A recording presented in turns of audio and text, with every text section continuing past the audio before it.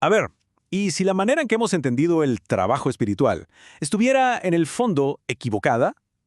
Hoy vamos a analizar una idea muy potente del autor Watchman Nee, una que de verdad desafía nuestras nociones más comunes sobre lo que es el servicio, la efectividad y el poder en la vida espiritual.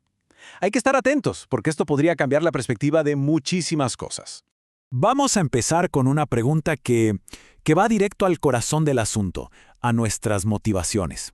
A ver, ¿es posible que ese deseo, ese anhelo profundo de tener más poder espiritual, de ser más influyentes, más efectivos, en realidad venga de un lugar equivocado?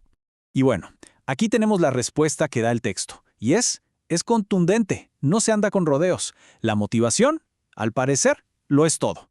O sea, si lo que buscamos en el fondo, en lo más profundo, es tener poder para nuestra propia felicidad, para nuestra realización personal, el texto lo tacha de pura vanidad.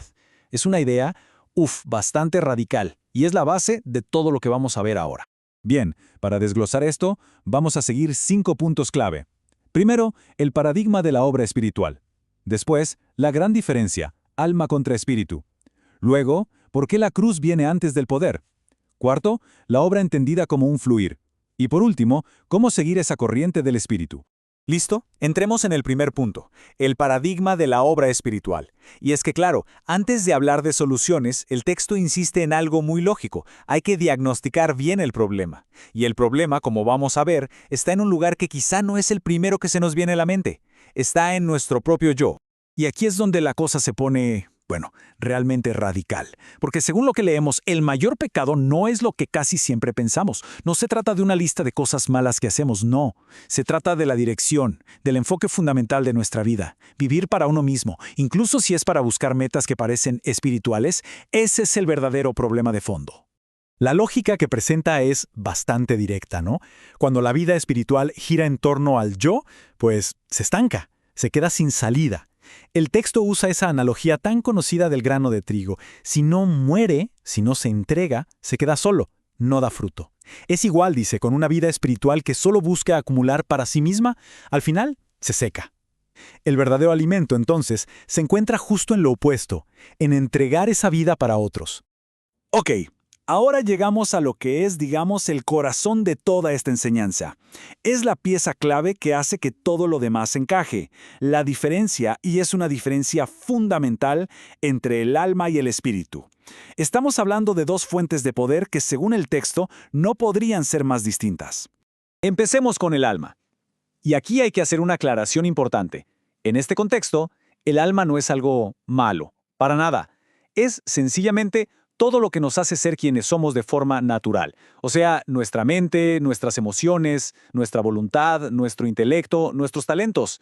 Todo eso es en esencia la fuerza, el motor de nuestro yo natural. Y por otro lado tenemos el espíritu. El texto lo presenta como algo mucho más profundo. Es esa parte de nuestro ser que fue renovada para poder tener una conexión directa con Dios. Y no funciona con la lógica o la emoción, como el alma. No, opera con intuición. Y es, según esta perspectiva, la única fuente de la verdadera vida espiritual. Y aquí es donde vemos el choque de dos mundos, literalmente. La obra que viene del alma se apoya en nuestra propia fuerza, en lo natural. Usa la razón, la emoción, el talento. Y el resultado, pues puede parecer súper exitoso, incluso brillante. Pero la obra del espíritu, esa es otra cosa. Fluye del poder de Dios, se mueve por intuición, y su meta no es estimular la mente, sino vivificar el espíritu de los demás. Y el resultado, dice el texto, no es aparente, es eterno. Y esto explica muchas cosas, ¿no? Explica por qué a veces una obra que viene del alma puede ser tan popular y parecer tan genuina. El texto usa una imagen muy fuerte. Habla de un aceite de la unción falsificado, una imitación que se ve casi idéntica al original. Es ese poder que atrae gente, que parece exitoso, pero que en el fondo, según el autor, no tiene valor espiritual porque no transmite vida divina. Bueno, entonces, si el problema es que dependemos de nuestra propia fuerza, de la fuerza del alma, la pregunta es obvia: ¿cómo se accede al poder del espíritu? Y aquí el texto propone una solución que presenta como un orden divino, algo que no se puede alterar. La cruz siempre viene antes del poder. El Calvario precede a Pentecostés.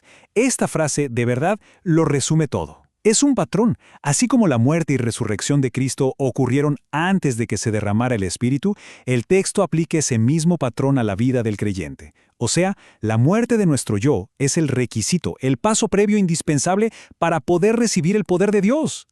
Este camino tiene como 3 etapas muy claras. La primera es el juicio, que significa reconocer que nuestra fuerza natural, lo que el texto llama la carne o el yo, pues Dios la declara inútil para su obra. El segundo paso es la muerte, que es rendir activamente ese yo a la cruz. Y solo después de eso, como tercer paso, viene el poder. El Espíritu Santo encuentra, por así decirlo, un terreno limpio, un espíritu donde puede descender y operar con libertad. Y esto tiene una lógica divina muy clara, ¿verdad? Pensemos, darle poder sobrenatural a una persona que todavía funciona desde su yo, desde su ego, no la haría más espiritual, al contrario, la haría más orgullosa, más carnal. Sería como, no sé, ponerle un motor de Fórmula 1 a un carrito de supermercado. Sería un desastre. Por eso la cruz primero es, en realidad, una medida de protección. Muy bien, ya vimos la preparación, esa muerte del yo que es tan necesaria. Pero bueno, ¿cómo se ve en la práctica? ¿Cómo es un trabajo que de verdad nace del Espíritu? La palabra clave que usa el texto no es esfuerzo, ni programa, ni estrategia. La palabra es fluir. El objetivo de toda obra espiritual, según esto, se puede resumir en una sola palabra: vivificar. ¿Qué es eso? Hacer vivo. La meta no es entonces convencer la mente de alguien ni conmover sus emociones. Es algo más profundo, es ser un canal para que la vida misma de Dios fluya y llegue al espíritu de otra persona, para despertarlo, para darle vida. ¿Y cómo es esta obra en la práctica? Pues se describe como una comunicación directa, de espíritu a espíritu. Es como una corriente natural, no algo forzado.